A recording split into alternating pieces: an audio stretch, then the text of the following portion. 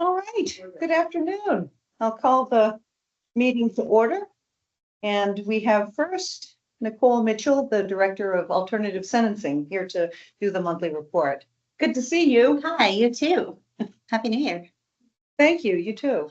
Not a lot going on at Alternative Sentencing. Our new recovery support workers are right in the thick of it with us. They've been doing some really great work. We've been getting them trained in a lot of different areas. And they did just go over to the Department of Corrections to get their PREA training and the jail safety training so they can do the work over there. And they have a lot of work for Superintendent Lethbridge as well. So they're super busy and they are really enjoying it, which I'm glad about. We've been doing a lot of collaborating with North Country Health Consortium as well, just sharing resources and having presentations come into the building from treatment centers, recovery centers, all over Grafton County so that our staff can stay abreast of what services are being offered and provided so we can make sure our participants are getting their needs met. And we're also aware that the funding for the sequential intercept model transitional housing program is coming to a close. So we are just got a report this morning, and some of the individuals that are still housed are going to be successfully transitioning into permanent housing. And we still have a couple that are going to be very hard to house. So we're doing some problem solving to find out what we can do to support them once the funding runs out. Yeah, the sequential intercept model funding, was that funding stopping? Was that anticipated? Yeah, Okay. we had it for a year and it's actually gone beyond a year. Oh, okay, So good for us. we're really glad about that. And as people start transitioning out, that's going to save some money so that maybe we can keep these other individuals at least with a roof over their head for the coldest part of the winter. Yeah. And hopefully find something for them. And we're still looking to try to acquire some kind of sustainable funding, but as everybody knows, there's not a lot out there. So that is essentially what we're working on next door. And I did give you guys numbers of a year, and they've been increasingly bigger over the course of the year, but we're definitely hoping that we get higher numbers. I attended the Grafton County Chiefs meeting last week, and I'm going to get around to the Grafton County Attorney's Office as well, just to remind them about our programs and let them know anything new that's changed. That's where we're at. Thank you. Questions, Commissioner? No, thank you for what you do. That's really helpful. Thanks. Thank you. Okay. What's that? Thank you. Sorry. Hey, Wanted to keep you here a little longer. I know. Sometimes it just doesn't work out. It's all right. We'll get you next month. Maybe I'll have some big story to share. Oh, I bet you will. Stay warm. See ya. Let's see. All right, well, we can't do anything then. Do you want to? Sign check registers. Even without. Well, you can sign. We'll them. sign them in the back and the back. That'll be good. I tried to get you up here, but hey, there's the boss. Welcome. I had no idea the roads were as bad as they were. Yeah. Either way I go, I have to go over a hill, so I forgot. Oh. I'm being serious, yeah. So All we right. just had a good report from Nicole, and it's all in the report. Yes, she sent us. Yeah. All right, Thank you. you bet. Sequential intercept. Remember that? That was a Yeah. terrific program. Yeah. Sequential intercept model funding has come to an end. But that has I was gonna been, say we did a lot. with we it. sure have, sure have. Same year. Gonna be one of those. Thank you. Yeah. I'm driving somebody else's car too, my daughter's car. I know, I noticed yours. So the was- big truck, Yeah. yeah, that enormous white truck is what I'm, something going over the snow. My car sits really low, going over the snow. It ripped off some under Oh, piece of plastic. Oh, geez, yeah, And so tomorrow, I guess I get it fixed. get it fixed, yeah. I'm getting tires on my daughter's car. That's. Didn't have snows on it? No, they use like season, all season. No, no. No, not up here. No, You can't even go around the corner. It's no one else. Right, so what's? That's. Marcy is next on the agenda, but is not here yet. Can you just? Okay. bring that Okay, over, I see. please? So we're Then I know. Getting everything stuff is. done. yes. Runs here, he said.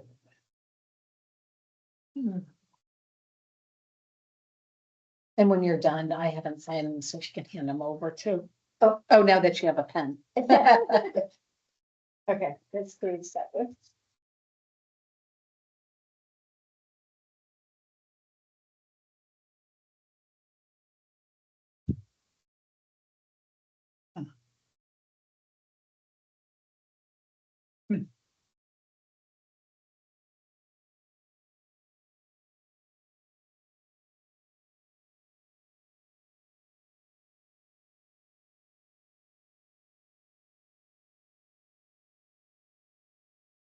That's great.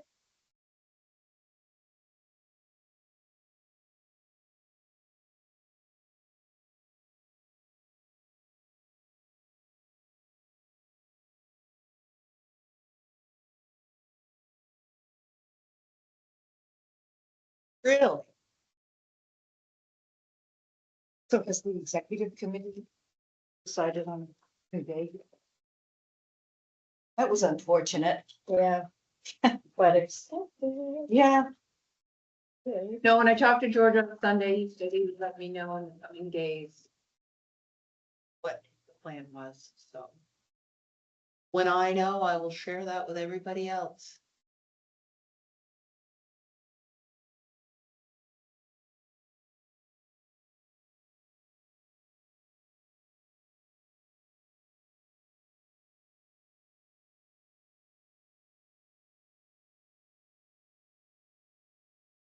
So. I will mark the feel if we ask Glenda. What time did she think she? Or she's on the agenda for 2:15, so I don't, wouldn't She may want not to be start late, okay. the run and. Have her and then wait. Minutes, we need to approve the minutes. All right, let's talk about the minutes from January 20th. I didn't have any edits. I don't think. I Did had, Sam? no, Okay. I had 3 and a comment. The first one was under the Merrimack County inmate transfer. I just requested that we just change the wording a little bit for clarity instead of the same per diem rate that they to do that same per diem rate that our DOC charges. So that just clarifies who they is. The second one under the GRDC report was again for clarification and they said town of Canaan and Wentworth, and it was unclear whether it was one business or 2. So I requested to change to a family childcare center in the town of Canaan and one in the town of Wentworth. Finally, under the UNH section, there was a line and it said, the first or second, UNH? I think it was the first UNA section, and it said there was a corporation, but it should be a cooperation. So Oh, goodness. Oh, I I see I that. changed Yeah. that. Okay. And then my only comment is, I just want to remember the people who are listening online that when minutes are sent out before they're approved, they're draft and they may get changed. And also the reports of the different departments are, the written report is added to the, minutes that we sign. They're not retyped, so, that they will go out that way. So that's all I had. Yeah, I thought about that myself and just wanted to add that, the video recording available to hear again if something was missed in some of those minutes that are attached, and audio recording, then the minutes, the final minutes, what else? Feels like there's at least 3 opportunities or places to find that information. Or you Right, could and always the, call- and the written reports that when they come out. Right, which are always attached to the final version of minutes that go out and are posted after they're approved. So when the minutes are approved and posted, all the reports from any departments are attached and are available online the next day. Where did you say that was, under They have a corporation with the counties and it's the state and the federal government, and it's a cooperation. It's not a corporation. Thank you. Okay, so do we have a motion? I'll make a motion to accept the minutes as amended. Second, and all in favor? Aye. Motion passes. You signed all the check registers.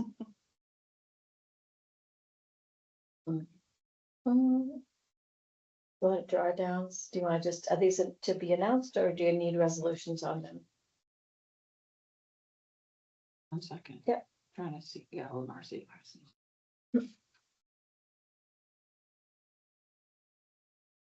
I can't text and talk at the same time. Could be interesting though, if you did. It definitely. Where's my agenda? Yep, so we just have a couple of drawdown, community development drawdowns that need to be signed off on. The first one is the, for the GRDC, for the micro enterprise for, 25, 26. There we go. There's so much paperwork in here. Look, the check register, I forgot. And what to do? Hello. Sorry, I'm late. I was on the phone with You're not really late. BAAS, trying to get some help to a fellow in jail. Nice, yes. Yeah, I know you're aware of a lot of the issues going on over there. I really only had a couple of things that I wanted to ask you all about. We have all ears. Which is to sign off on the appointments of our new assistant Grafton County attorneys, both Sumner Omar Camp Martin and Victoria Yeakel, both of whom were sworn in October. Can't remember when. So if you all would sign off on this, I'll take it down to Attorney General Formella next week when I go down and swear them in so that they're officially official. Do we need to make does that need to be a vote of any kind, or we just? No, I mean, we can vote on how Just great, noted in the minutes that we. yeah, how great we all think we are. That would be awesome.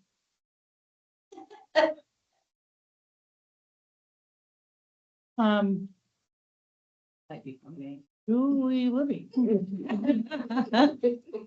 A while. It did take a while. 2 seconds before. Great you go. service. Yeah. Right, yeah, Like snow plowing on Route 116. it's a nice storm, very nice storm. Sort of generally speaking, the office is moving ahead just as we always do with everything that comes our way. These newer attorneys are interested and invested and good natured and smart and willing to learn. And it's just really cool to see. Each of them, both of these two live down in Concord and South. Oh, my goodness. So they're looking for places to live closer, but you know, it was quite a commute for Sumner yesterday. Yeah. Thank you for the suggestion that everybody work remotely. We didn't have anything on the court docket yesterday anyway. It all made sense. Dealing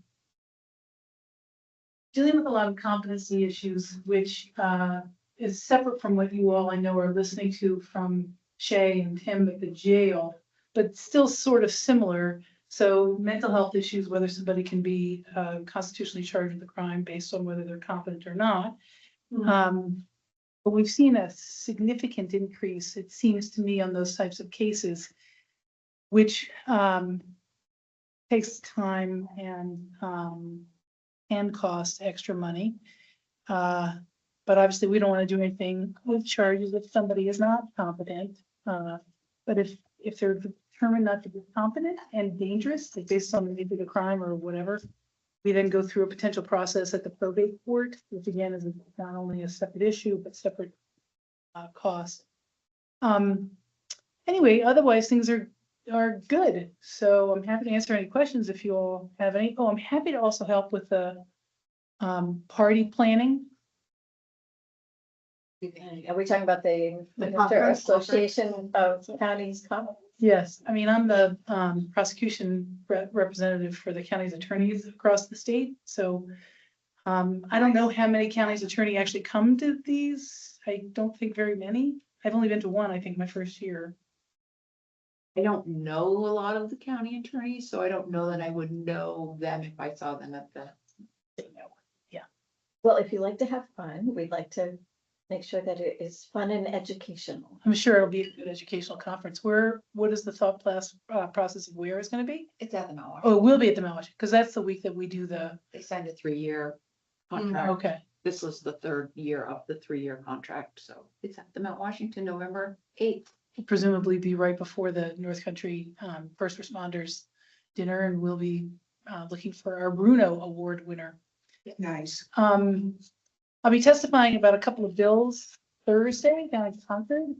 I'm so impressed with people who decide to become state reps. That is just an impressive amount of work. So I'm grateful for the support of the couple of legislators that I have on these couple of issues that we're looking to get put into law, which simply tightens up a couple of definitions in statutes that we're dealing with regularly. And that's about it. And I have a question if it's appropriate. And I have gotten some, as you know, with everything going on around the country with ICE, I've gotten lots of questions from constituents. I got one recently that was actually about county attorneys, and I thought that this was good timing. And I think they may have reached out to your office because that was a suggestion, but I don't know if they did. The question was if things that are apparently illegal are done by ICE agents or federal agents in the county. Is that would be under your purview to decide if there would be prosecuted? Criminal charges brought? Yeah. Quite possibly. It sort of depends on what it is, but I think that they benefit from a tremendous amount of immunity. So, but it would depend. I mean, as a whole, and speaking for the rest of the county's attorney that I'm aware of and have gotten to know over the last few years, nobody wants to tolerate any sort of illegal behavior, no matter who does it within their jurisdiction. Okay. So And that was a question, and I didn't know whether it would be under the county attorney's purview or, the state's purview or both. So, Sure. And there's been a lot in the news about states versus local prosecutors Yeah. doing things, and it was a question and I didn't have the answer. And yeah, and I've read some of that also, but you're right, some of it may be Attorney General's office specific, which, I mean, that would be one of the first calls I would make if something happened in our county. Thank you. Sure. Anytime. And thank you for all the work. I'm on the legislative calls most week, and I want to commend all of the people who are really taking the lead for their different affiliate positions and all the bills that you review and speak on. It's just overwhelming. So thank you as being the head of the county attorney affiliate. You're welcome. I'm grateful for Saturday mornings to do some of that because, yeah, it can be a lot. Okay, have a great day, you all. Thank you very much for this. Thanks, Lynn. I think unofficially, I'm the head of the affiliate for the farm. Oh, I bet you are. You really work the party planning too? Oh, I hope. He definitely would like to be. part of Yes, it. I He already think expressed think that. that's gonna We be a big, bumped. big part of it. I thought we were talking about having some cow costumes at the last one and.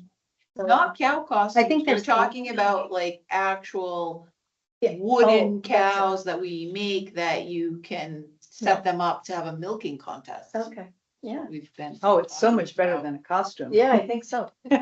So put that in your. We have a list. horse. Somehow I costume. think I would have been opposed into wearing the costume. Good afternoon, commissioners. Afternoon. Afternoon. I gotta sit up straight because I noticed that YouTube TV puts like 10 pounds on you. Oh, does it? Oh, no. I'm always to my back, so. Yeah. We ready to roll? Yes. I'm real quick. I'm mostly here for you folks today. We're milking 60 cows, shipping around 9,000 pounds. Price of milk is fluctuated between 17.36 and 19.25, which is, as I've said over the last several months, that's less than what we had budgeted. Also wanted to take the time, I'm sure you do this with the county administrator, but I wanted to point out a few things about the 6-month figures on the expenses and the revenues. The farm, 6-month revenue for, revenues was projected at around $217,000, 625. And we've taken in $248,000, 987, Nice. which is roughly $31,000 over what was projected for the 6 months. And on the expense side, our expenses were projected at 332,000 and change. We've only expended 274, which is roughly $60,000 less than what we should have. Unfortunately, if you add those, what we have expended over what we've taken in, we're a little bit in the red right now. So we're trying to correct that, but the price of milk is a little bit difficult for us to do that. If the price of milk was up just a little bit. Yeah. But The projections are not for that. projections for the first quarter of 26 are not rosy at all. So I don't know, just keep trying to plug along. Keep an eye on what we're spending, you know, and looking for every opportunity, you know, to make a little extra money in other areas. With the exception of the price of milk and the sale of produce, which will be off that probably a little bit more than $1,000 unless we can sell. We still have some potatoes available that we've been sending over to the Department of Corrections. You know, every other revenue line, probably at the end of January, will already be at their 100%, if not over. So, you know, it's not like we're not working. Right. We're trying to do everything we can to make money. The third one, I don't know if there's any commissioner concerns. I'd like to be the sounding board if there are. I know that in this immediate area of North Haverhill, there's a lot of rumors going around the last week or 10 days, and I just want to be able to be a resource for any information that you want to. Well, there's some rumors, quite honestly, that either the farm has been sold or it's going to be sold. What are these things? I don't know. It's same thing. We got our tax bill the other day, you know, and there's a lot of people saying, well, if the county would just get rid of the cow collars, our taxes would go down. We don't have cow collars. Folks out there in YouTube land, there are no cow collars at the farm. None. None planned. We don't have any. We don't spend any money. It doesn't matter. You're right. It's just people say whatever they want. They do, and that's, for me, it's kind of hard for me and for my employees, especially during the winter when we're struggling against the weather and the cold weather and everything else to try to do as much as we can that's positive. We're limited by just responding with truthful answers. Sure, Anybody else can say whatever they want, sure. accuse us of whatever they want. That's a You know, shame. but our only response is the truth, and that's what you're gonna get from me regardless anyway. And I've always respected this board, and I respect everybody in the community. Anybody that's had a question, a comment, Mhm. a concern should feel free to address them with me, and I feel like they're addressed. Yeah. So I don't know what to say other than that. Is this information that's appearing on town? Oh, no. So I'm not- Agway. By the way. I don't go out often, but every Saturday morning I have to go buy chicken feed and pellets for my pellet stove. Uh-huh. You know, I walked through the door and 3 individuals said, "Hey, farm's being sold, huh?" I was like, news to me. But anyway, that's not the point. My point is I work for you and Miss Holly. And, you know, if there's any questions or, you know, concerns, then I want to be able to answer them and, give you the facts of, you Mhm. know, what is happening and what isn't happening. So what do you think about the UNH? I don't know if you had a chance to look at the video or watch or read the minutes or anything. Actually got to meet with them folks a little bit, a couple weeks before that. I apologize for not, I was here that day and I had intentions of coming over here, but we had 100 other things going on that needed my attention. I don't know, I think it's a great opportunity. You know, I value our partnership with Cooperative Extension and UNH. Certainly with the cow boluses that we have going on now. It's been a very good program. I think we're getting a lot of information, and I think other farmers, if they're interested in that, and we're able to help that company fine tune their Mhm. research project, and I think that's a win for everybody. You know, it doesn't cost the county a penny to help another agency test or, you know, be a research partner for whatever it is. So I think it's wonderful that the plan with UNH, I wasn't here, so I don't know exactly what they were said, but when I met with them, they had suggested looking for other areas outside of the immediate area in Durham to be able to have research projects and to set up some type of housing or facilities or whatever. And, you know, that's way out of my league. I thought it was interesting. You know, we certainly have an abundance of land here. I don't know exactly where they're talking. If you wanted my input on where to put them, I'd say the 6-acre field up by the water tank, because there's power, there's water.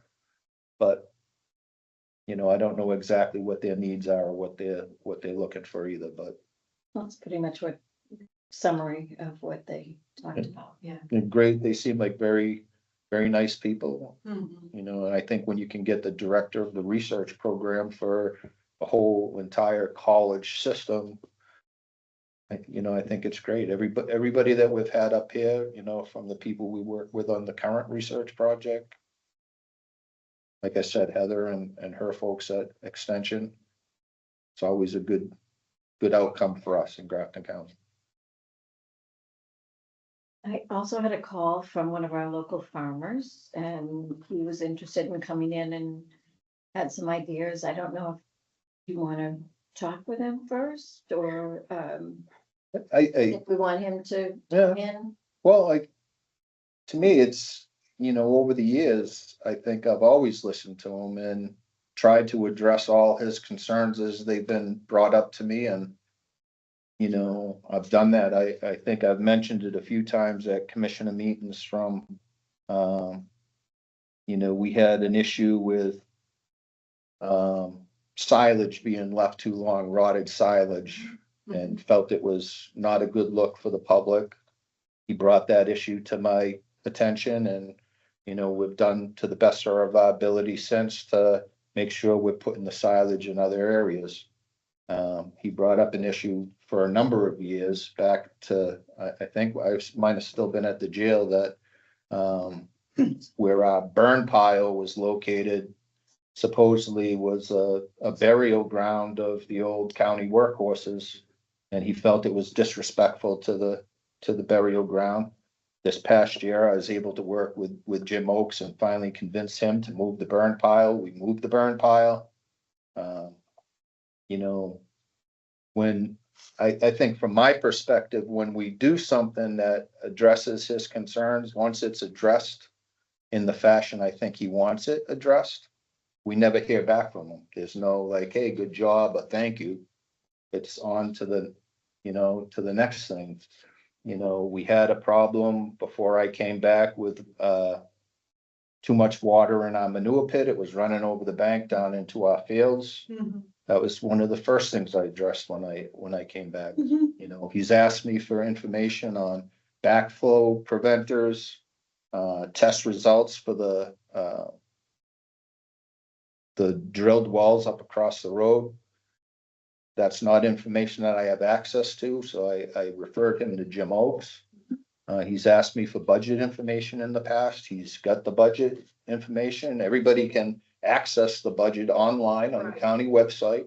Yeah, no, All- I think I don't think our budget gets down to the details though, that in the same way, I don't know, but this gentleman would be interested in more information on that. The only other, with the budget, he brought up a couple of years ago about paper towels.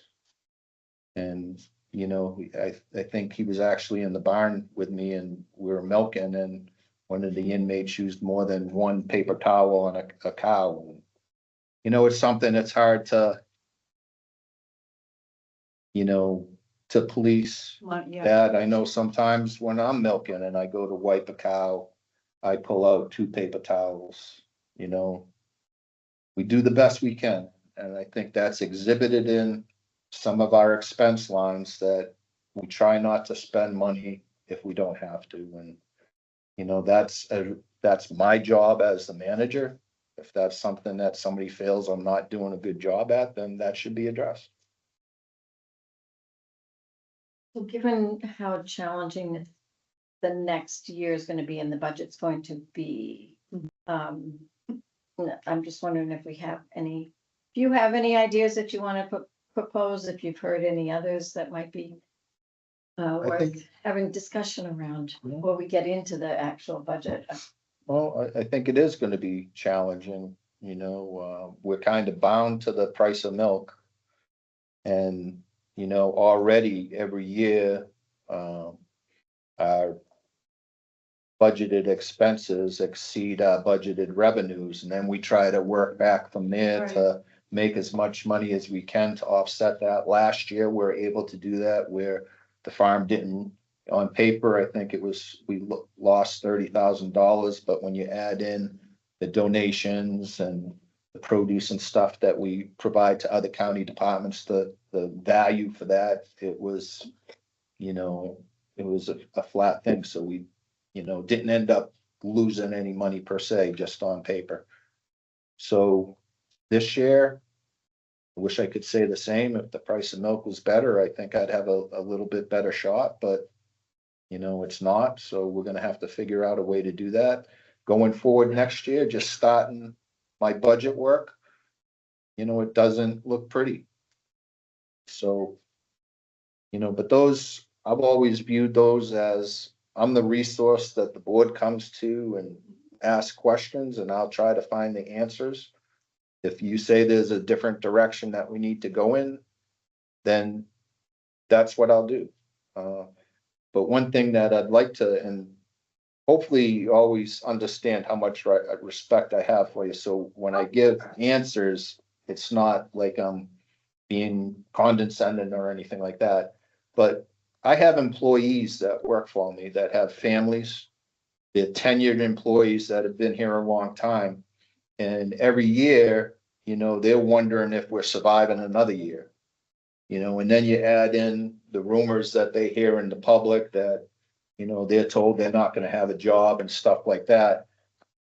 You know, those are things that I think are very hurtful to them, but it's also something that I think us as an organization has to be cognizant of, because we do have employees that work very hard. Cows get milked twice a day, 365 days a year. That's us doing it. We don't have immigrant help or whatever. We rely on the inmates. Sometimes we have them, sometimes we don't. At the end of the day, somebody's still doing that job.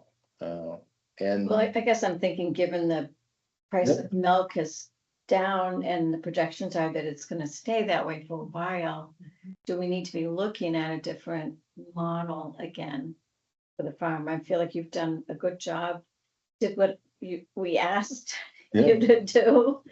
And so, I mean, I just think it's some responsibility certainly that we had. We heard, I think Commissioner Piper at the last meeting brought up some concerns about the farm. Oh, absolutely. And Yeah, did you want me to? yeah, no, go ahead. I just think it's like we need to have some discussion maybe before we get into the budget and feel kind Well, of, that's a really good point.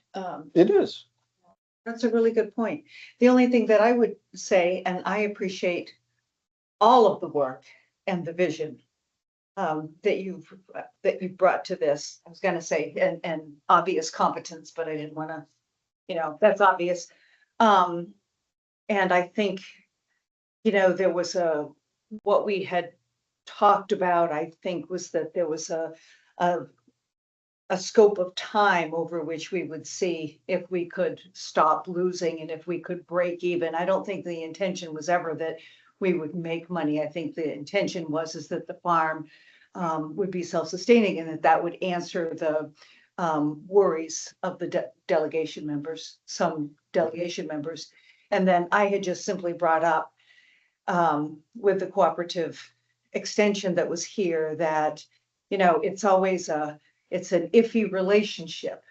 And it has been since I've been here, between the delegation particularly, and the viability of the farm. And I know quite a while ago, oh my gosh, there's all kinds of folks that came in, talked about whether we should continue as a dairy operation.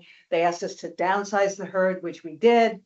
And so that idea of, is there another form of revenue outside of the dairy is a really good one, really worth a conversation.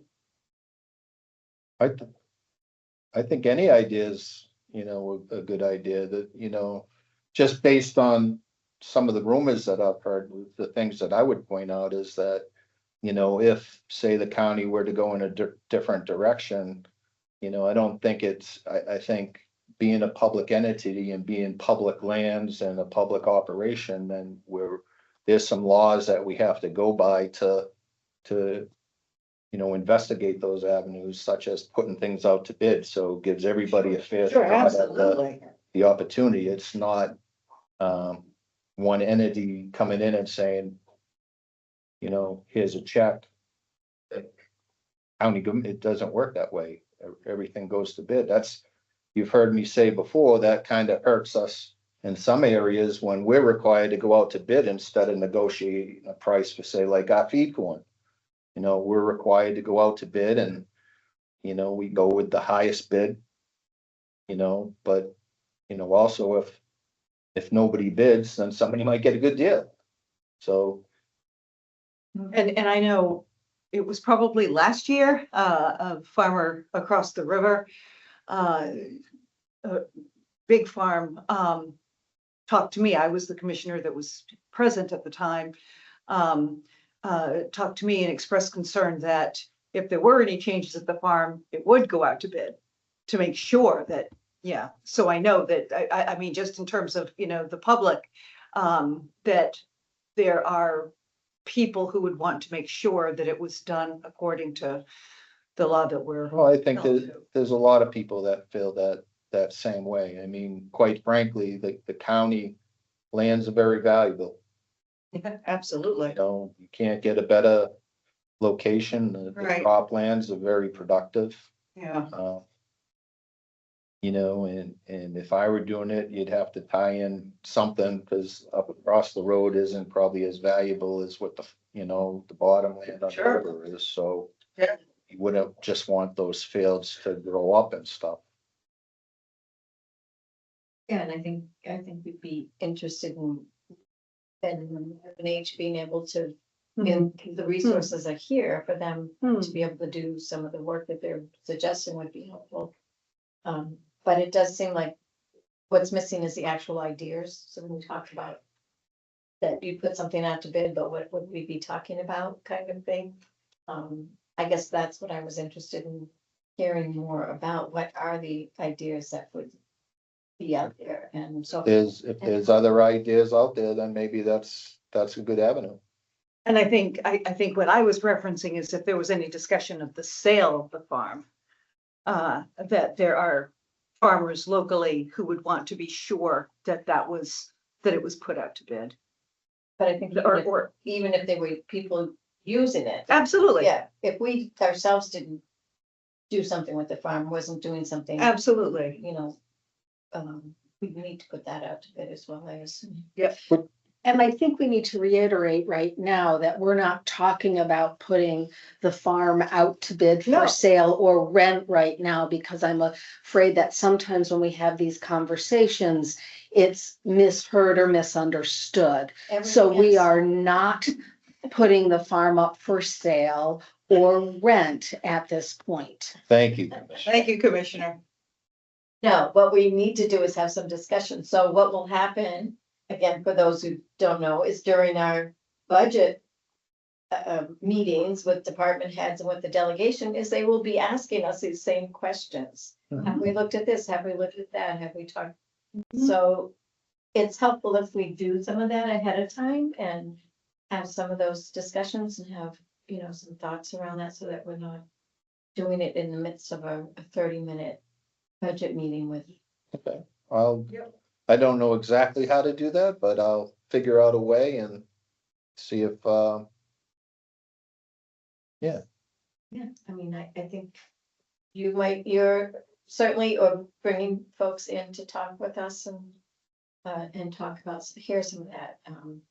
That doesn't mean that.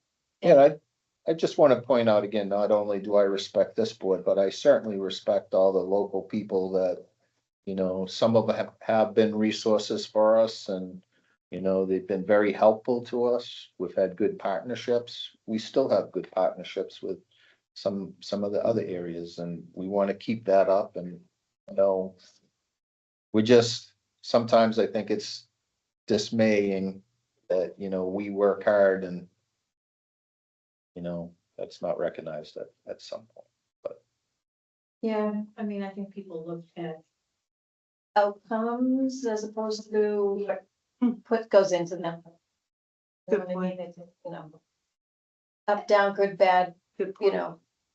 I will also say, and I'm not an expert, but all the news that I read, that farming in general, not just our small farm here or even the Northeast, has been incredibly challenging.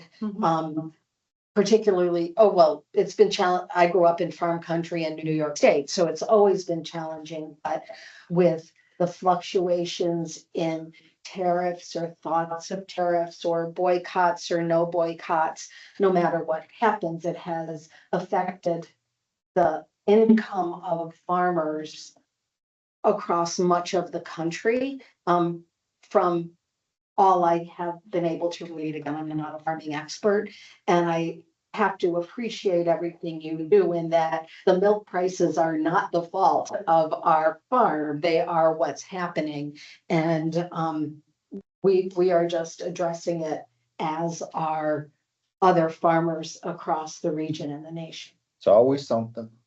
Okay. Appreciate you listening. Yes, thank you. No, thank you for listening to me. And, you know, again, I just always try to be a resource, always.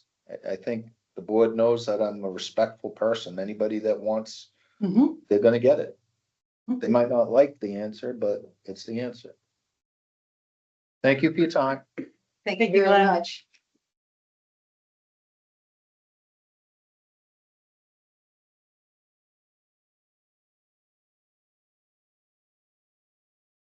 All right, we back at the drawdown. Yep, so we have one for Grafton Regional Development Corporation, for $15,185.21.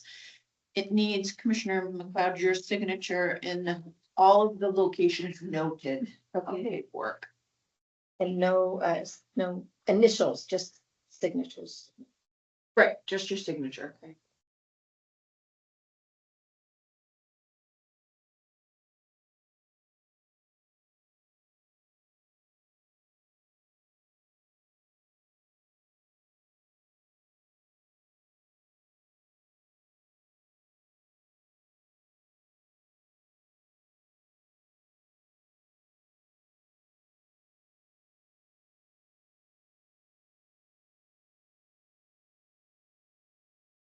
Sign the due date in unless it's okay for today's date.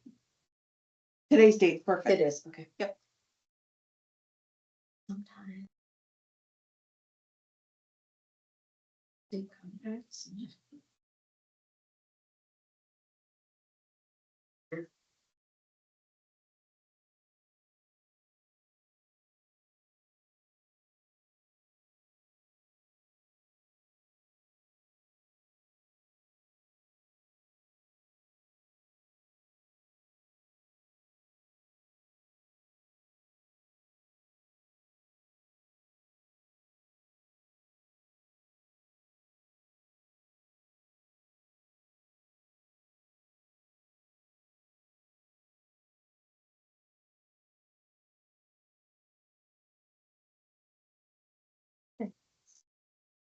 The other one is a New Hampshire Alliance for Regional Development Corporation's drawdown. $27,300.20, and this is much less signatures needed.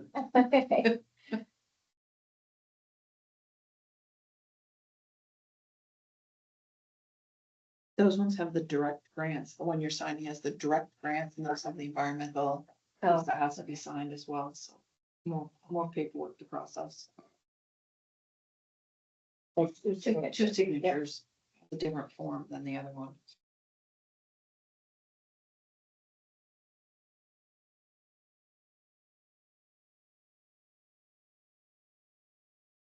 The last thing I have for you for community development block grant paperwork is we have closeout paperwork for the 2023 microcredit grant. There's two different closeout documents that have to be signed for each one of the, so there's one, two, four different pieces of the microcredit grant that need to be signed. So there's 8 signatures needed on that paperwork.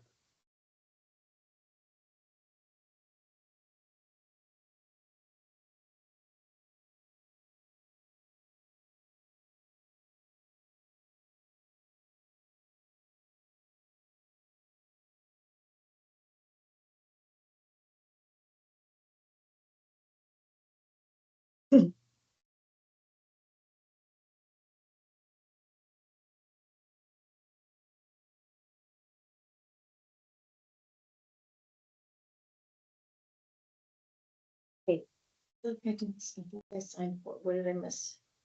There's 2 for each one. Each page, each. Oh, I they have see. I'm 2 doing pages. the others. Yeah. Okay, so now I go Yeah. backwards and do. Got it. Okay. Other side.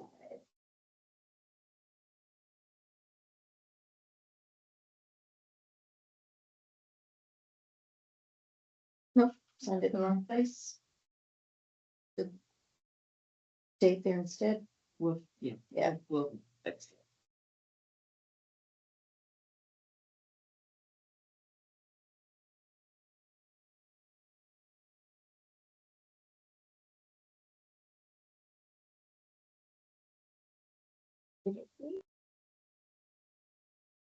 Right. Annual report distribution. So after long awaited time frame, we have received our audited financial reports. Everything looks great on our audited financial reports. They just took a longer period of time because the way that our current audit firm does our audits is they include the single audit. We're required to have a single audit by law because we have so much money in federal grant funds, so the current firm that we use does the single audit with the audited financial reports, and there was a new law put out that they were waiting for guidance on that was specific to the single audit. And they, in December, we started talking about just issuing the audited financials separate from the single audit because we'd been waiting so long. They ended up coming out with the guidance that they needed, but we also ended up we have audited financial reports without the single audit. The single audits aren't due to be done until March 31st, so we're in process of getting that done, but we now have our audited financial reports, which is the piece that we were waiting for to be able to put the finishing touches on the annual report, which now Sam will have ready to be sent out. What I wanted to talk about was the dedication and what, if anything, you all wanted to do in regards to that dedication. I don't know health of. We chose, didn't we? We talked about. Yeah, we something. did. Yeah. Her family is not in the area, but let me reach out to, her husband and family members to see if they want to do anything, if they're going to be in the area. If not, I will ask them who they want their proxy to be. Because I think there's a couple people that they would, that would be my guess is that where they would, because they're not anywhere near here. But I think that I will reach out to them in the next couple of days and get back to you within the next couple of days. That's great, because we're waiting on, we haven't done anything. I think the ones that go out online are pretty much ready to go. We just wanted to hold off until you let us know how we want to proceed with the dedication. I will reach out today or tomorrow, well, within the next couple of days, and see if I can reach them and find out what they'd like to do. Perfect. Great, thank you. It is done and ready to roll now, finally. I do have a question. Can you explain to me what the single audit is separate from the other financial audits? Certainly can. So the law states that if you have over $750,000 in federal grant funds, you have to have what's called a single audit. So depending on how much federal funding you have, they choose one major program, two major programs, three major programs, and they go through and they thoroughly audit all of your records for your grants. The grant agreement, everything, just to make sure that you're complying with all of the federal grant regulations. We've had to have a single audit for as long as I can remember. This year, I think, is the first year we've had to test three major programs because we have a significant amount of grant funding between ARPA and the NTIA grant. You know, that's $30 million in federal grant funds. So And sometimes it's state grants or federal funds as well, right? most of our state grants are federal pass-through funds. Our VALA grant, our VOCA grant are all federal Department of Justice funds that come through the state attorney general's office, but they are all included in our federal grant money as well, so. Thank Any other questions? I'll have copies of the audit for all of you if you actually want a copy. The hard copies haven't arrived yet, but they should be here any day, and then the audit is also in the back of the annual report. So Okay. it's available online that way. That's, or will be once we get everything released, but Nice. I know that's a lot of work. that is what I wanted to talk about the annual report distribution for, because we were just sort of. That's the last piece of the puzzle. So. And with that being said, it's Yeah. awful close to 3 o'clock. Yeah, can we open it? I have this handout too. I can email this to you after. I totally forgot to send it, but it's just like a little. Thank you. You're welcome. Do I usually have something that I need to go through the process of the script? Yeah, this is the. Yeah, I It's basically the same. So. Okay, all right.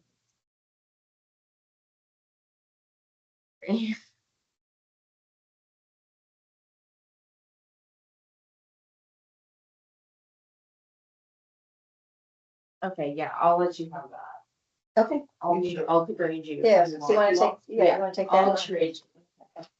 You can ignore my pen mark. Sorry about that. All right, so let's see, do we want to start then with an opening? Let's see. To start with opening the public hearing. So I'll open the public hearing on the community development block grant.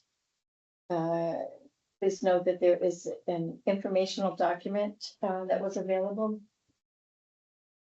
So community development block grant funds are available to municipalities through the New Hampshire Community Development Finance Authority. Up to 500,000 annually is available for economic development projects. Up to 500,000 for housing projects. Up to 500,000 for public facility projects. Up to 350,000 in emergency funds. Up to 25,000 for planning study grant. All projects must directly benefit a majority of low and moderate income persons. And the public hearings will comment on the following. And so would you like me to open the first one on the progress? Yeah, okay. So I'll open the public hearing on the progress of the New Hampshire Alliance of Regional Development Corporations CDBG project. I can read this part. Okay. So the New Hampshire Alliance of Regional Development Corporations Business Technical Assistance TA grant drew to a close on June 30th, 2025. So this will go along with the grant closeout of 2024. Okay. And then we'll have another mid-grant hearing for this year's later. So the grant required a minimum of 20 jobs to be created, and that's because it was over 2 years. So it started in 2023 and we did that extension. And so it led us to go to 2024 without completing another application. So that's why it says 20. Normally it would say 10. Filled by persons to low moderate income. 18 of these jobs will be from the provision of TA with 2 additional jobs required. Because again, over the 2 years, only one RDC utilized the TA. The consultant funds, and then, to provide additional TA beyond the scope of services offered by RDC staff. So to date, we have fully documented 43 of those jobs. And then on the back page, I included a little report. So the subrecipient of this grant, NHARDC, the New Hampshire Regional Development Corporations, was required to create an aggregate of 28 jobs over 2 years. All filled by low to moderate income LMI persons. The Alliance documented 43 full-time jobs, 27 filled by LMI persons. With CDFA's approval, we stopped documenting the jobs because we met the goal. Even though, and a notable fact, 16% of these jobs were also filled by female household, which is really cool and nice to see. Although 27, not 20 LMI jobs were created, 103,000 of the budget also wasn't used. So like with the contract, it says like we'll create this many with using this many funds, but because they weren't all used, it makes sense that 27, not 28. So we forgot one important thing. We forgot to have you introduce yourself. My name is Taylor Roy. I work with North Country Council, and I do grant administration on this CDBG grant. Thank you, Taylor. Yeah. Okay, and did you happen to mention that 16% of them were female? Yeah. Yeah, you did. Yeah. Okay. That was an interesting point. Yeah, that really is an interesting point. I just wonder could you just talk for a moment about what kinds of jobs these are? Yeah, so some of them were at coffee shops, some of them were like at a new like hockey ice arena. It was really a plethora. Some of them were more like blue collar type builder jobs. It really varied across the spectrum, which was nice to see. There was also some people of color which got jobs, which is nice to see because it's typically, like when you fill it out and in our area, you expect it all to be white, but that's Sure. not true. Yeah. So, Yes. So as you know, the New Hampshire minimum wage is $7.25 an hour. And this is always a question that I have is, do these jobs provide for more than that? yeah, You know. so the largest, if I'm remembering back, and I can send you more after too, on the data I found, or on the data I collected. Most of them were in the B and C category, so the A is the lowest on the, when you fill it out, like the A is the lowest, and then it's B, C, and then D is not counted as an LMI. But the most popular categories were the B and C category, which is nice to see because it's on the higher end. So like the A is the lowest, and then reporting In terms the of lowest. wage? Yeah, in terms of the- wage, there were, I think, literally a handful, like 5 out of them that were in the A category. And so the LMI is the low and moderate. income. Yeah, the LMI is the ABC. You're correct. Okay, I know there was something else before we moved on to public comment. Did you have a question? No, okay. So I guess what we do now is ask for public comment. Mhm. And make sure the minutes reflect that we did ask for public comments. And is there anyone online that wants to make a public comment on the public hearing for the block grant? If so, please raise your hand. I do not see any questions, any comments online. All right. Is there gonna be a new application for the next round of funding? Yeah, so that'll be in like this, when does it come? That'll be next summer, or that'll be this summer. Yes. So yes. Okay, with no comments and no further questions from the commissioners, we'll close the public hearing. Oh, I thought we had 2. We have Tracy, Sakulo from Lakes Region Planning Commissioning has the 3:30 slot for her 3 public hearings. Okay, wow. So we have that thing. in Very nice, 25 all right, thank you, Taylor. Yeah. You couldn't have taken a little longer. Yeah, sorry.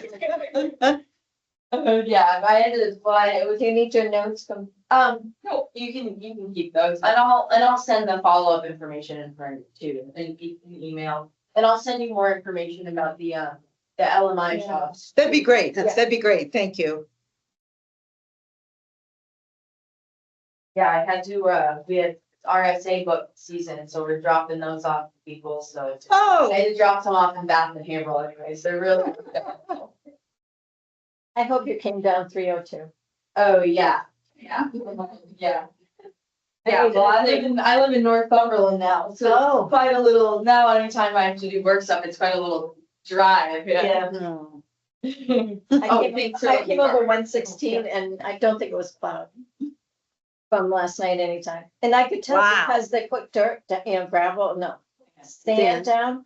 And it was over all this new snow. Oh. Yeah, So you could tell they had, and the slush was 3-4 inches. deep. Yeah, I heard there was a salt shortage too, so they Yeah. were just putting Yeah. down dirt and not salt, so it's not like melting, It's yeah. like slush the whole way. It's bad here at on my part. Alright, Thank you. Does the sun get turned off? All right, does it sound? Do you want to go through your commissioner shoes? If you have commissioner shoes? Or do you want to take a break? Is that what you're asking for? Yeah. Yeah, okay, so we're gonna take a short break and then we'll be back.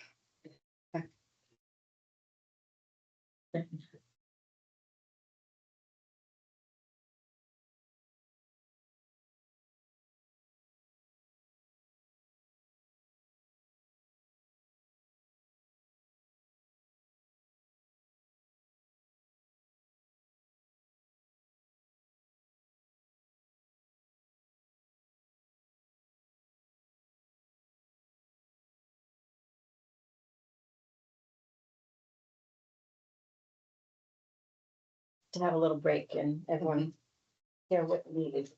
Thank you. All right, so it looks to me like it's 3:30. Just in time, 3:28. We need to be exact. You can be. Come on up and sit Come at on the up. table. Be near the microphone so folks online can hear you. Oh, sure. Tracy is gonna be online too, to do One the more. grant Oh, there she administration. Oh, is. yes, yeah, she is. You make me. Good afternoon, Tracy.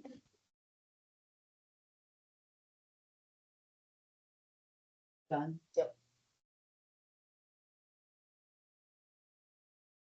This is, looks like she's She's gotta unmute herself. and so. All right, I'm unmuted, but I don't know why my picture's not on either, so. Let's see if I hide me. Can you see me now? It's really you. You can see me now? No. No? No. Okay, okay, here we go. There, There you are. Okay. technology. Looks like Michelle and Wendy were able to make it. Hello. Hello? Oh, think this that is- one. Oh, Yeah, Okay. this is my first time. hi. Yeah. Really threw me for a minute. It's like, was I not supposed to be here? Okay, so. So this is my first time, yeah, here electronically, if you want to call it that. But anyway, so it's a little So- weird. It's alienating. I'm gonna Yeah. open up the meeting and then I'll turn it over to you. Okay, great. We will now hold the mid-grant public hearing on the 2025-2026 CDBG Micro Enterprise Technical Assistance Grant. This meeting is available both in person and by video link or phone, as stated in the Grafton County website and in the published notice. I will now turn it over to the grant administrator and she'll introduce herself. Take it from there. Okay. Thank you, Martha. So I am Tracy Sekula with Lakes Region Planning Commission, and I'm the grant administrator for this micro enterprise technical assistance grant, the 2025 to 2026. And the purpose of today's hearing is for Grafton County to review the mid-grant results of the 2025 to 2026 Community Development Block Grant Micro Enterprise Technical Assistance Program with the public and to take comment on the project's performance. The following information will be reviewed. First, the scope of the project. Second, the project's progress and status of completion, as well as the expected timeframe to completion. Also, the program results to date with project totals of the number of low and moderate income beneficiaries served. And finally, the funds expended so far, the funds available, and budget expectations to completion. There is a handout labeled Handout 1, which is the CDBG Micro TA 2526 data, Grafton County data, and it's kind of a chart with lots of different colors. I think everybody can see it here. So I'll be just like summarizing from that, but that is yours to review later. After all the data is presented, I'd like to introduce you to our subrecipients who are in the field and assisting New Hampshire's microenterprise individuals and businesses. Please note any grievances or civil rights complaints can be sent to the county administrator at 603-787-6941, or you can email Julie Libby, jlibby@county.grafton.nh.us. You can also visit the administrative office at 3855 Dartmouth College Highway number 1, North Haverhill, New Hampshire. Grafton County will respond in writing to written complaints and grievances within 15 working days where practicable. With regards to the project scope, Grafton County received a one-year CDBG award covering July 1st, 2025 through June 30th, 2026 for $750,000. The purpose of these funds is to assist 4 subrecipient agencies who provide microenterprise training and technical assistance activities, direct grants, down payment assistance, and loans to eligible applicants. An eligible applicant must own or be actively developing a microenterprise and be a low to moderate income individual or business owner with 5 or fewer full-time employees. Businesses must be based in New Hampshire, and the 4 subrecipient agencies originally assisting the county included Coaz Economic Development Corporation, also known as SED, if I say that, a $60,060 award, Grafton Regional Development Corporation, or GRDC, for $249,810, Women's Rural Entrepreneurial Network, or WREN, for $161,865 of an award. Belknap Economic Development Council, or BEDC, had an original award of $278,265. However, this contract was terminated due to the executive director position becoming vacant and no additional staff to provide the services of this award. With regards to the project's progress and status of completion and expected timeframe to completion, the project data being reported on today covers, again, the progress from the July 1st, 2025 through December 31st, 2025, for 6 months. So the project is open for an additional 6 months or through the end of June 30th, 2026. There is an allowance up to December 31st of 2026 to finalize all the direct grants, down payments, and loan claims. But all eligible program activities and the clients have to be identified on or before that first year of the project, or June 30th, 2026, to be included in this program year. Regarding the program results to date, the low and moderate income technical assistance recipients for the 6-month period, there have been 51 low and moderate income recipients that have received technical assistance training benefits, and this is from the 3 subrecipients. Excluding the original budget of BEDC, the project had called up for 71 recipients to be served for these services. So that means 72% of the LMI clients have been served, and the expectation is that the additional 20 LMI beneficiaries will be able to be assisted by the June 30th, 2026 deadline. There also are targets for community center area and target population beneficiaries. And for this period, 55% of the LMI beneficiaries were in the CCA and TP category, or 28 out of the 51 beneficiaries. The budget for the CCA TP was 48% without BEDC data, so there were just slightly more LMI individuals in this category than budgeted. With regards to direct grants, there have been 11 direct grant awards given out with a total of $32,115 in equipment-related assistance. There were 21 direct grants, or $105,000 budgeted toward direct grants. This means 31% of the direct grant funds have been utilized. An individual LMI beneficiary can receive up to $5,000. Of these 11 recipients, the awards ranged from $646 to $500,000 per client, $5,000, per client. In the instance of the 646, this was a second direct grant equipment award to a client that had not utilized the full $5,000 award. A direct grant recipient must be in a current TA activity and cannot exceed a $5,000 total award through their 3-year period of eligibility. Down payments. There have been no budgeted funds for down payments for this award period, nor have there been any loans for this award period. With regards to the overall funds expended and the balance of funds available, as well as budget expectations to completion, the project has accrued $274,374 in claims through December 31st, 2025, so approximately 37% of the award. There is a balance of $475,626, or 63% available. But if BEDC was taken out, this would be 28% of LMI clients remain, and only 44% of the budget remains. There are quarterly claims submitted to the TEA, or Technical Assistance and Training beneficiaries, which means 2 additional claims will be submitted for these services. Direct grant claims can be submitted as the subrecipient works with a client. All technical assistant claims will be submitted no later than the July 2026, with final report documentation due within 30 days. It is expected that the 3 organizations or subrecipients will utilize all the training and technical assistance funds and provide up to the 20 additional LMI clients with benefits by the program end date of June 30th, 2026. It is also expected that most of the direct grants will be fully utilized at this time. The direct grants targeted the $105,000, and they do have up till December 31st of 2020. With the amount spent through 12/31/25, representing a 31 utilization thus far. But again, they can be identified and they have up till December 2026 to be completed. The subrecipients will be asked to reevaluate their program offerings and review their budgets to maximize what the LMI beneficiary needs are, which could mean some adjustments to the budgets with CDFA approval. And already Wren has received a slight modification of 10,000 as they used a significant amount towards their LMI beneficiaries already.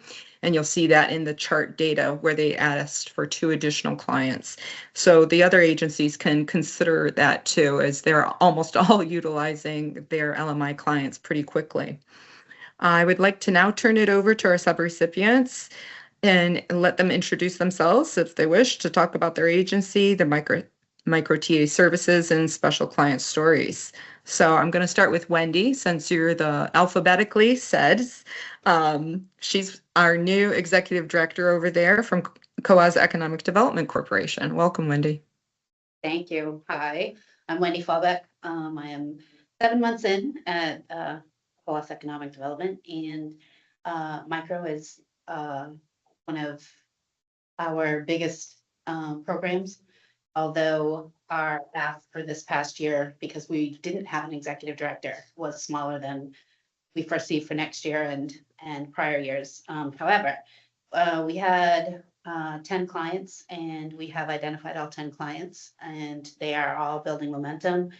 2 of those were at home businesses, 1 was a startup, and all 3 of those with micro funds, we've been able to get them to open up a storefront on Main Streets in Coas, which is pretty huge and exciting. They are all, those are building momentum as well. We have 1 micro client working toward a loan with us. We're hoping that that's gonna work well with her, and she's on a Main Street as well. With our direct grants, we have not billed for them yet, but we have 3 in the works. We have 2 more that we're identified with that they're starting to work on. So, but with that being said, because we only had 10 clients, we have a waiting list for next year. So we're very excited. With me coming on, we've also increased our staff. So we have experience in all assets of technical assistance now. So there's 3 of us that are ready to help these clients. Great, Right. thank you. Thanks, Wendy. We have Michelle Bowden as well as Daniel Plumley. Looks like she's on virtually from Grafton Regional Development Corporation. So I'll turn it over to either of you ladies. Sure, I can jump in. Danielle was, I told her not to make the snowy drive up, so. Oh, yeah, yeah. She's, It's crazy out there. Yeah. So she's working out of our Plymouth office today, and she is our added capacity. She does a lot of the one-on-one work with our clients. So we're at a little bit over. We've submitted approximately 50% of our LMI clients, though we already have about 10 more that we're already working with and will be submitting at the end of the 3rd quarter. Which just keeps us on track to have all 40 of our LMIs engaged by the end of the program year. We've done also a little over half. We've worked through a little over half of our direct grant or our equipment grants for our micro clients, and I always like to just mention types of businesses that we're working with. So just so folks get an idea, body care product producer, we've got a home contractor, a wellness coach, we've been working with a brewery. We've got a mobile kids camp. She does summer programs for kids, and this is a side job for her.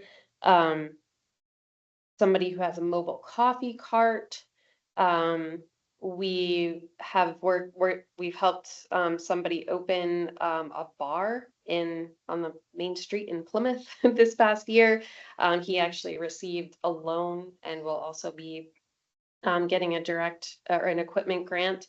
A machinist who works with fashioning tools for manufacturers. That one's a kind of a different one. You folks have heard about the butcher and the bone saw that we have helped purchase. So yoga studio, we've got quite a few, I think, massage therapists. So a lot of sole proprietors. We also have a childcare business.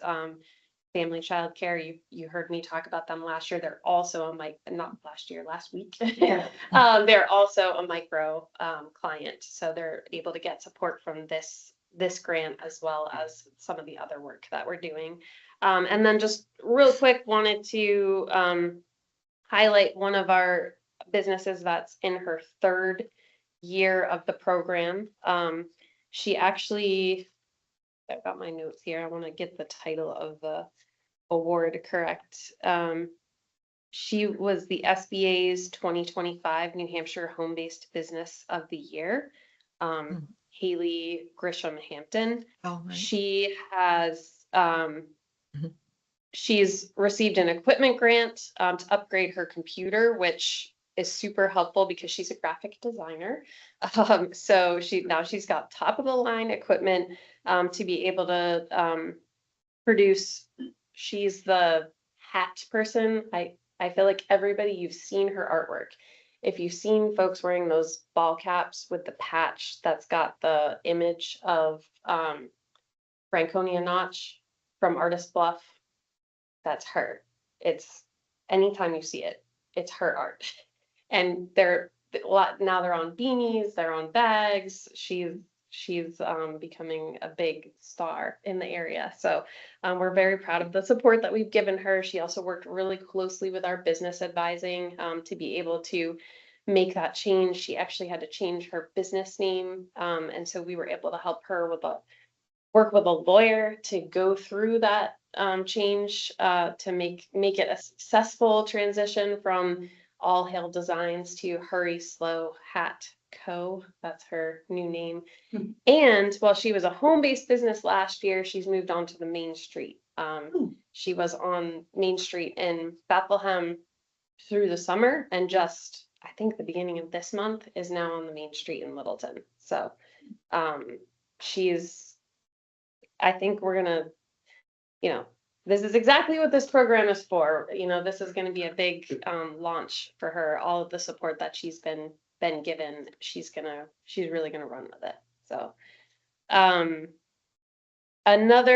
one other person that I'd like to highlight is a Spanish speaking business owner who we were able to help her get connected with a Spanish speaking tax accountant, which really helped her make sure she understood everything about about her filing.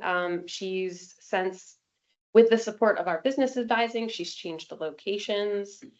She's been able to get more equipment for her nail salon, and also is now actually getting in filtration systems through the equipment grant to be able to help purify the air, which is a huge concern in nail salons. So I'm trying to think if there's other.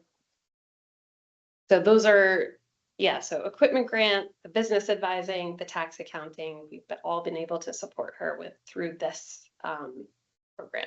So those are my highlights. Thank you. Thanks, Michelle. Then we're going to turn it over to Julia Webb from WREN, Women's Rural Entrepreneurial Network.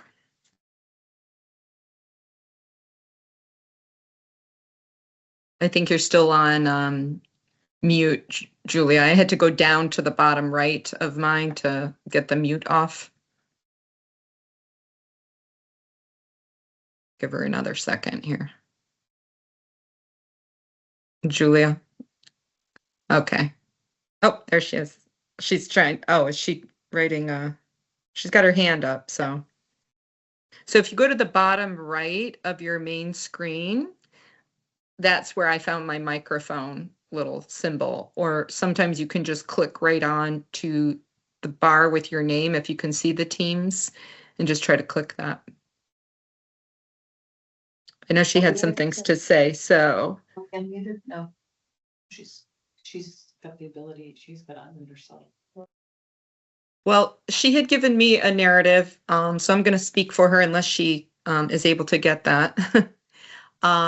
She had actually interviewed or requested some comments back, and one of her clients who's in year 3, her question to this client was, is your business more stable now that you've been enrolled in the program for 3 years? And she wrote, absolutely, exclamation. I have been able to see the benefits of working with Ren. Our website gets a lot of hits now that it's more organized. My marketing strategies with Meg have resulted in 1,200 followers on Instagram and almost 900 on Facebook. The conference and Women's Summit have resulted in more ideas and business practices that are really helping me focus on the business. Her second question, Ren, to the client was, has your revenue and or profit increased since your enrollment? And if so, can you say by how much? She says, yes. When comparing the 6 months we were in business in 2024 to the same 6 months in 2025, revenue has increased 70%. We went from 65,000 from July to December 2024 to 125,000 from July to December 2025. The last question, how many jobs have been created at your business, or have you added any more jobs? If yes, how many part-time, etc.? Yes, I created 3 jobs since we started. 2 are part-time and 1 is full-time. So perfect example of the success. And that's just the one client. And as you hear from Michelle and Wendy, all their interest and success will just continue to increase. So from that standpoint, the data that I've presented is there any questions from the commissioners before we open it up to the public for comment? I do have one question, Tracy. Yes, Given the BEDC situation, yes. are those, and given the, sounds like waiting list and other, that there's more people out there, is any of those funds available for any of the other organizations? So, to use? yeah, so that's a CDFA determination. I know that they have been trying to figure out the parameters of how that would work. If you might remember in the past few years, what we've done is kind of like this, I can't think of the term right now, but it was like an agreement. Michelle, you can help me out, maybe if you remember. And Wendy, it was with your agency with BEDC before. It was like a memorandum of understanding. And so those funds were able to be used between them, but there was a contract between the subrecipients. And in the past, they were all connected as to like one award and they were all working. So I think there's a fundamental question through CDFA is how do they do that now, knowing that there's nobody with BEDC to contractually make a memorandum of understanding with the other agencies.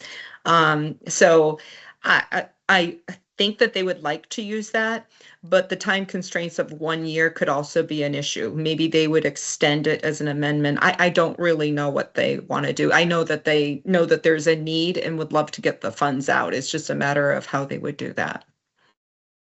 Good question. Yeah. Any other Commissioners, questions? No other questions from the commissioners? So under 5, if you see in red, chair, you can. Yep. Okay. So this closes the presentation portion of the 2025-2026 mid-grant micro enterprise technical assistance public hearing. And now I'd like to open the public hearing to the public to seek any comments or questions. There's no one here in the room, but we do have people online, and I do see a hand up from Mr. DeMayo. Commissioner McLeod, questions are allowed? Yes, public hearing now. Okay, thank you. I don't know anything about this. So Tracy or Michelle or Wendy, can you tell me, does this grant get repaid? By It these is, recipients? no, this is federal funds, 100% federal funds. They receive services up to $2,500 a year through various types of technical assistance, training, conferences, etc. And it is not a requirement for them to repay. No. Okay, how long do they stay on the program? they get up to 3 years of assistance through reimbursement through the CDBG program. But I've been told by many of the subrecipients that they continue to work with these individuals, long after this for, other things, but they are only eligible for 3 years. Okay, and the last one is a very touchy kind of question. Don't take this personally. Okay. Any fraud reporting? I noticed when I looked this up online for grants, fraud reporting, if you are solicited for fees or suspect fraud, contact the HUD or Office of Inspector General. Has fraud ever come into this? At this point, I'm not aware of any. We do have an amendment out there to do some additional subrecipient and financial monitoring. And as we move forward, that is going to be contractually part of these technical assistance and training grants, where I do a generic subrecipient monitoring. I make sure that the funds go towards what the program they're saying. But beyond that, I have not heard of any issues within this micro TA program of the HUD funds in New Hampshire for Grafton County. I mean, I haven't heard of any, but in particular, that's the one I'm, involved in. So at this point, I do not know of any. Well, thank you, Wendy. And thank you, Commissioner McLeod, for letting me ask questions. Okay. Right, is there Great. anyone else online that wants a question? I don't see any other public, actually. If there's no further comments or questions from the public, I would like to close the mid-grant public hearing on the 2025-2026 CDBG Micro Enterprise Technical Assistance Grant. Great. We have, what, 2 more? Yep, 2 more. All right.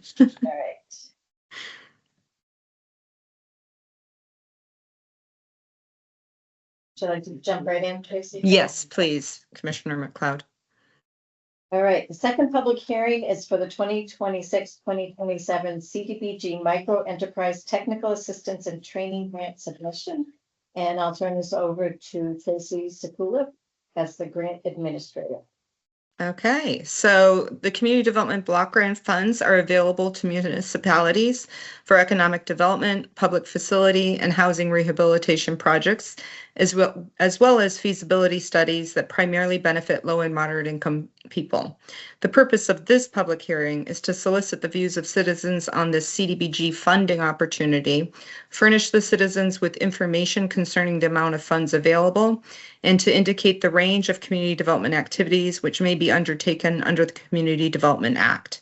I have several handouts available to everyone here, and handout 2 is the CDBG activities in a summary format, but I'm going to go through those categories right now, which is up to $500,000 of CDBG funds are available annually to eligible municipalities and counties on a competitive basis for housing and public facilities, economic development, and emergency activities that directly benefit low and moderate income persons.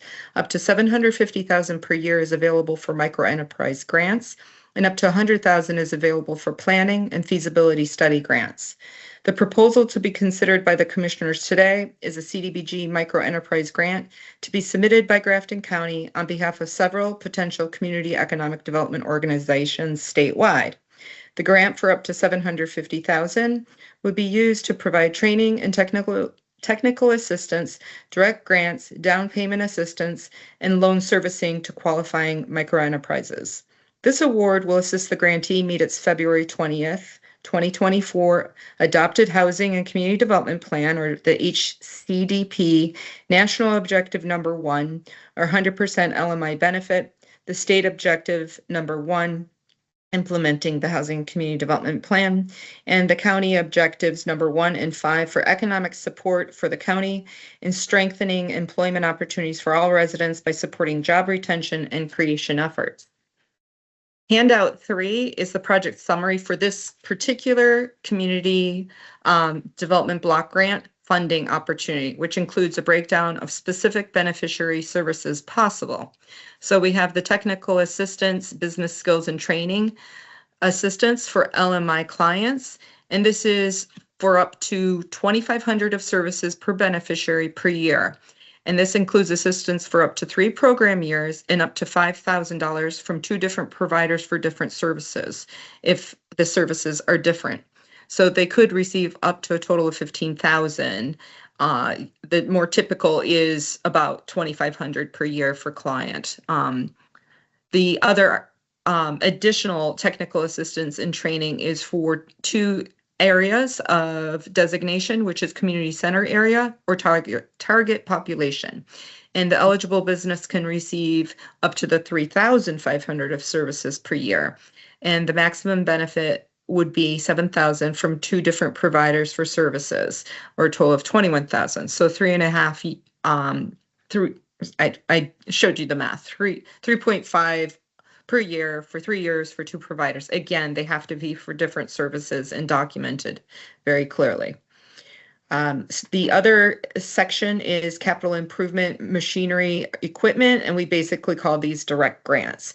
And up to 5,000 in direct grant assistance is available for business capital improvement and our machinery equipment purchases. And it's a one-time 5,000, I'm sorry, not one time, but up to 5,000 for a person that's within a technical assistance activity within their 3 years period. The down payment assistance, up to 10,000 in direct grant assistance for a down payment for commercial property, real estate that is directly related to the business. And what I should say in here is usually a more detailed environmental review is required if there is a down payment. The direct grants also require an environmental review, but for the most part, those are categorically excluded, not subject to. The final category is the loan support of 2,500 in loan support within 1 program year. And the provider will help a client prepare, apply for a loan from the service provider, partner, or micro program lender or other lender. To qualify, a business must be in New Hampshire and have 5 or less employees and be low to moderate income. Handout 4 is a sample of the Grafton County's Family Income Verification Form. This is an example of one of the documents that's required for all of the low and moderate income clients. They also have intake forms, and they meet with the businesses, or sorry, the subrecipients to talk about their business objectives. Potential applicants statewide with regards to this grant. It is anticipated that multiple community and economic development agencies will apply for funding under 3 counties, which include Grafton, Cheshire, and Sullivan. That's historically the last few years has been the case. A county municipality can apply for up to $750,000 a year. Grafton County will request funds from entities in the central northern half of the state to the north. It is expected that Cheshire and Sullivan counties will apply to provide funds to entities in the mid to southern parts of the state. With regards to the Grafton County applications, the subrecipients that are primarily the 3 that we're working with are still assessing the new opportunities to determine what they would be able to apply for and how this would correlate to their financial application request. This opportunity is also open to other community and economic development groups, which would result in new partnership requests with the county. At this point, and you'll see in a minute with our time frame, I don't anticipate any other than the 3 agencies, which is SEDS, GRDC, and WREN. The time frame, the funding opportunity deadline is a lot earlier this year. It's February 6th, so next Friday at 4 p.m. The review of applications and virtual site visits will occur between February and April 2026, where any questions that are needed to be addressed, they will reach out to me and then me to the subrecipients. They have a Community Development Finance Authority has a Community Development Advisory Council, and they will be reviewing staff reviews and making their decisions in May of 2026. So that CDFA board that will get GNC approval. Contracts will be developed between May and June 2026, ideally before, but a lot of times we sometimes don't make it on the GNC till a little bit after the July 1 award period, which is what this would be. The anticipated timeframe is July 1, 2026, would end June 30th, 2027 for the major 1-year TA activities and identifying the clients, with again that additional 6 months, allowing this project to be finalized December 31st of 2027. So is there any questions of the commissioners at this point before we open it to public hearing? We don't have any, thank you. Okay, All right. great. I would like to open this public hearing for any comments or questions regarding this micro enterprise technical assistance funding opportunity. Public hearing item number 2. So again, there is no one here, no public in the room, that we have. And those- So DeMayo is online and has his hand raised, so the floor is yours. Thank you, Commissioner. Tracy, very good presentation. You know your Oh. stuff.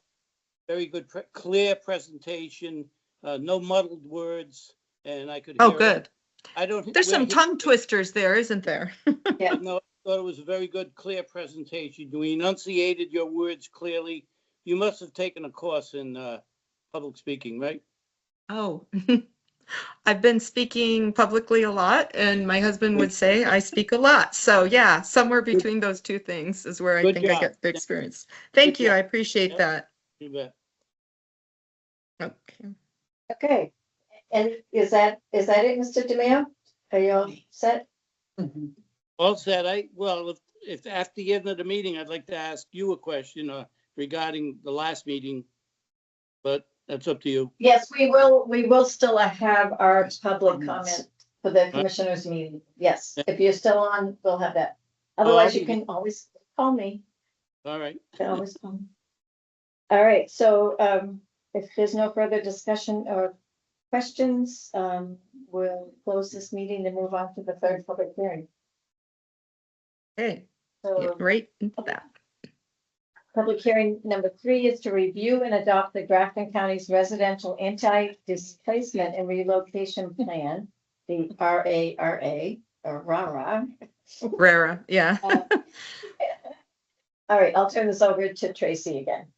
Okay, so if any displacement takes place because of this project, the Uniform Relocation Act must be followed, which requires that any displaced household or business in a project using any federal funds must be found comparable housing in a comparable neighborhood at a comparable price. There will be no displacement because of this project. Under the certification section of the application, the county will certify that the Residential Anti-Displacement and Relocation Act, the RARA plan, is in place. And if it is discovered that the specific project does displace persons or households, a displacement implementation plan must be submitted to CDFA prior to obligating or expending funds. All right, any discussions or questions on public hearing number 3? Is that a hand raised? Or Mr. DeMayo, is your hand raised or just not down from the previous? That's previous. Thank you. Okay. All right, so since there are no further discussion or questions, we will close this third public hearing. This is time for the commissioners to discuss anything you need to discuss. Any questions, I'm all set.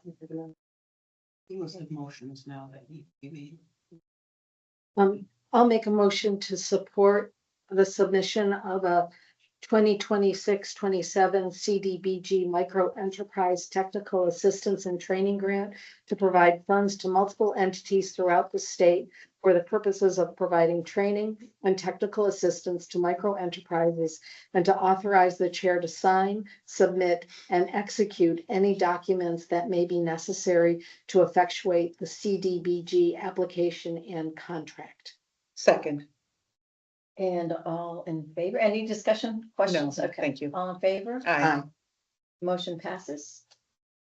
I will also make a motion to adopt the Grafton County Anti-Displacement and Relocation Assistance Plan for this project. Second. And any questions of discussion? Okay, all in favor of that? Aye. Aye. Motion passes. Thank you very much. There's documentation for Commissioner Bob to sign. So we will sign those papers. Yes, there's a lot of documents. Julie and Holly and Samantha, I believe you guys received my list of the documentations and audits and municipal certifications. So as soon as I get those, I will be able to upload those, and I'm getting the final documentation from the other subrecipients, and we will meet this deadline of next Friday. Thank you so much. Congratulations. Thank you. Goodbye. I don't even know. Thank you. Thank you. Thank you. Yeah. Nice to meet you and Meet you. Easy. Nice to see you, Michelle. Yeah, thank you. Easy trip for me. We're right here in North Avon. I live in Lambeth, so. Not far.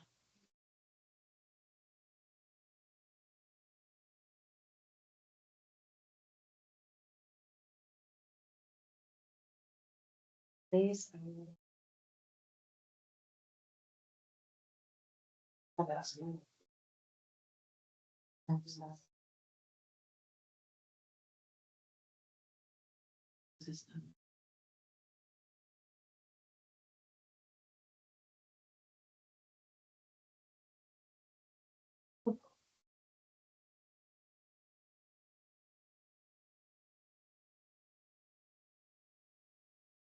I think it's just.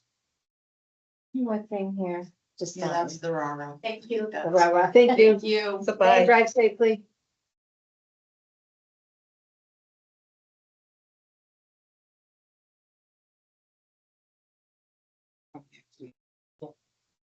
All right. So, we needed to, I think, vote to adjourn that meeting, right? Is that right? Oh, Does that mean adjourn? we gotcha. Yeah. I don't Think so. Okay. we're done. I don't think we've ever done that after you've signed, made motions. Okay, For the to sign public everything. hearing, so. All right, so we are back to our meeting. And I think we're on to commissioners' issues. We are. I did not have any commissioners' issues this I do not have any. Okay, so I do have two things I wanted to bring up. One is, I have a lot of interest in our EMS report that's coming out. Oh, good. And, I'm just wondering, do we want to set a date or? I'm actually waiting to hear back Yeah. from Dawn and somebody from CIA or CAI, not probably CIA, CAI. As to a date, I told him any date in February was available and he's supposed to be letting me know what date they can meet, so it's in process. I just haven't heard back from him on a date yet. Right, and then, the report, I'm assuming that we're planning to put that on the county website when that's, after that's finalized and provided to us. Do, whatever you direct us to do, we will make sure it gets taken care of. Yeah, there's a lot of interest. I think there'll be good information to go on our website when we've had the presentation and the final report. And I don't have any new information on the EMS funding from the Rural Health Transformation. I did hear from one of the senators who said that she was going to send it to me, and twice I've reminded her. No. I haven't got it yet. So there's that. Must be busy down there. Yeah, were you able to get a hold of, I have Senator? reached out to him. Yeah. That's on the opioid funding from the state to use that. Okay. And then my last thing is that, as we're making our meeting dates to work on the budget and all, and then our discussion with the town manager this morning, I have been, contacted by one of our local farmers who, would like to come in and give us some ideas of, that he has around what we might do with, the farm. And so I'm just wondering, as we're getting ready for this next budget, do we want to have some time to listen to on the agenda of an upcoming meeting? I think that's a good idea. Be open to the public. I think we will always listen to people. All right, so I guess perhaps at the next meeting, we can do that. All right, and no other Commissioners' issues, I know we have a comment from Mr. DeMayo. So we'll open the public comment section of our meeting. Commissioner McLeod, all I would like is a, the exact words of, Jim Oakes at the January 20th meeting when he came in and reported on this, on the fuel spill. He, made some positive comments regarding that, and I would like to have that information. I can't find it. I know it's on the YouTube, but I would like it in the minutes so that I could copy it from the minutes, so I can clarify that. And since you're the only public, we'll just let you know that the minutes were already, what did we do today? We voted on the minutes, so they are what they are. They do have a report from him, which is what when he clearly started that, and the language is in that report. So I'll just ask Sam when that will be up on the website. It'll be tomorrow. So tomorrow on the website, if you go to the minutes, approved minutes from that meeting of the 20th, is that Mhm. correct? You should find his report at the end, the maintenance director's report at the end of the minutes attached to that. And in there are the exact words that he gave us on that, I believe. On that fuel mishap. Yes. Mhm. Okay, that's good. Thank you very much. Yep. Okay, you're welcome. All right, seeing no other comments, public comments, nothing else we need to do. I'll make a motion to adjourn. Second. All in favor? Aye. Motion passes. All right.